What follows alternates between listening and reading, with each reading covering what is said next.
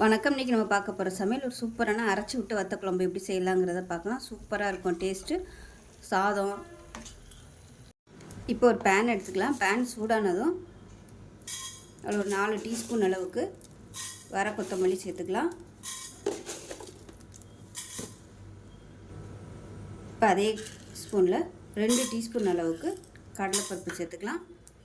2 teaspoon துவரம்பருப்பு சேர்த்துக்கலாம். மிளகு அரை டீஸ்பூன் சேர்த்துக்கலாம். சீரகம் 1 டீஸ்பூன் சேர்த்துக்கலாம். வெந்தயம் அரை டீஸ்பூன் சேர்த்துக்கலாம். கடுகு ஒரு அரை டீஸ்பூன் சேர்த்துக்கலாம். இது கூடவே 11 வரமிளகாய் சேர்த்துக்கலாம். இது எல்லாத்தையுமே நல்லா வாசனை வர அளவுக்கு வறுத்துக்கலாம்.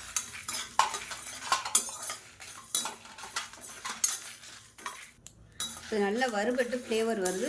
அதே சமயம் எல்லாமே நல்லா வெடிக்க ஆரம்பிச்சிருச்சு. இது வேறு பிளேட்டுக்கு மாற்றிக்கலாம். இப்போ பாருங்கள், பெருங்காயம் நல்லா பொரிஞ்சு வந்துடுச்சு.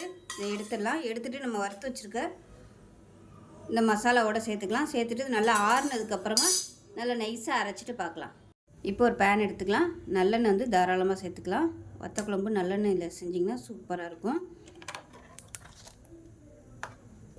எண்ணெய் சூடானதும் 1 டீஸ்பூன் போல் கடுகு, 1 டீஸ்பூன் சோம்பு, இது கூடவே கொஞ்சமாக 1 டீஸ்பூன் போல் தாளிப்பு வடகம் சேர்த்துக்கலாம்.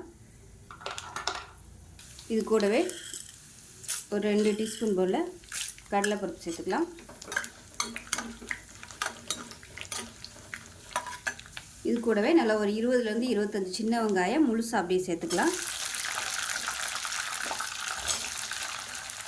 இது கூடவே ஒரு 10 பல் பூண்டு சேர்த்துக்கலாம். பெரிய பல்லாக எடுத்துருக்கேன்.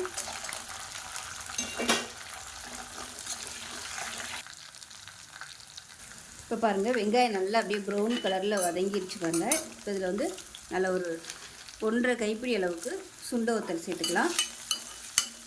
இது கூடவே மணத்தக்காளி வத்தல் இருந்தாலும் சேர்த்துக்கலாம் நீங்கள். நான் இன்றைக்கி வெறும் சுண்ட வத்தல் மட்டும்தான் சேர்த்துருக்கேன். ஃபஸ்ட்டு இதை எண்ணெயில் நல்லா மொறுமொறுன்னு வறுத்துக்கலாம்.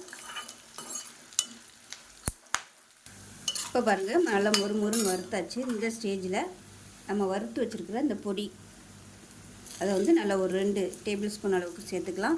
சேர்த்துட்டு அது கூடவே வீட்டில் அரைச்சி வச்சுருக்க குழம்பு மிளகாத்தூள் அது வந்து 1 டேபிள் ஸ்பூன் சேர்த்துக்கலாம். ஒரு அரை டேபிள் ஸ்பூன் அளவுக்கு மிளகாத்தூள் சேர்த்துக்கலாம். இப்போ இது எல்லாத்தையுமே நல்லா எண்ணெயில் வதக்கி வச்சுக்கலாம். இப்போ பாருங்கள், எண்ணெயில் நல்லா வதக்கியாச்சு. இப்போ மீடியம் சைஸாக 2 தக்காளி மிக்சியில் அடித்து வச்சுருக்கேன், அதை சேர்த்துக்கலாம். இது எல்லாத்தையும் கலந்துட்டு நல்லா எண்ணெய் பிரிஞ்சு வரட்டும். இப்போ மிக்ஸியை அலசிட்டு அந்த தண்ணியை கொஞ்சமாக சேர்த்துக்கலாம். நல்லா கலந்து விட்டுட்டு எண்ணெய் பிரிஞ்சு வரட்டும். இப்போ தக்காளி சேர்த்து நல்லா எண்ணெய் பிரிஞ்சு வந்துருச்சு. இந்த ஸ்டேஜில் புளி தண்ணி சேர்த்துக்கலாம். தேவையான அளவுக்கு சேர்த்துக்கோங்க. இப்போ இந்த ஸ்டேஜில் குழம்புக்கு தேவையான அளவு தண்ணி சேர்த்துக்கலாம். நான் வந்து ஒரு 3 டம்ளர் அளவுக்கு தண்ணி சேர்த்துருக்கேன். ஒரு 1/4 லிட்டர் அளவு இருக்கும். இப்போ நான் இன்றைக்கி சேர்த்துருக்கிறது வந்து உப்பு இல்லாத சுண்ட வத்தல் தான் சேர்த்துருக்கேன். அதனால் குழம்புல உப்பு இல்லை. உப்பு போட்ட சுண்ட வத்தலாக இருந்தால் நீங்கள் பார்த்துட்டு கவனமாக சேர்த்துக்கணும். இப்போ நான் உப்பு சேர்த்துக்கிறேன். இப்போ உப்பு சேர்த்துக்கலாம். சேர்த்துட்டு நல்லா கொதி வர ஆரம்பிக்கட்டும். நல்லா கொதிக்க ஆரம்பித்தோடனே அடுப்பு நல்லா சிம்மில் விட்டுட்டு எண்ணெய் பிரிஞ்சு வர அளவுக்கு நல்லா வற்ற விடணும். இப்போ பாருங்கள், நல்லா எண்ணெய் பிரிஞ்சு வந்துருச்சு. இந்த ஸ்டேஜில் நல்லா 1 டேபிள் ஸ்பூன் அளவுக்கு வெல்லம் பொடிச்சிட்டு சேர்த்துட்டு லைட்டாக கொஞ்சம் அது கரையவும் அமர்த்திடலாம். அவ்வளோதான். சூப்பரான வீடே மணக்கிற மாதிரி வத்த குழம்பு ரெடி ஆயிடுச்சு. 1 வாரம் வரைக்கும் நீங்கள் ஸ்டோர் பண்ணி சாப்பிட்லாம். அட்டகாசமாக இருக்கும். ஸோ இதுக்கு மேலேயும் கெட்டியாக வேணும்னா நீங்கள் கெட்டியாக நல்லா வற்ற விட்டுக்கலாம். ஸோ இதே மாதிரியே செஞ்சு பாருங்கள். செஞ்சு பார்த்துட்டு எப்படி வந்துச்சுங்கிறத சொல்லுங்கள். வீடியோ பிடிச்சிச்சின்னா லைக் பண்ணுங்கள், கமெண்ட் பண்ணுங்கள். சேனலை சப்ஸ்கிரைப் பண்ணுங்கள். பக்கத்தில் பெல் பட்டனை ப்ரெஸ் பண்ணுங்கள். நன்றி.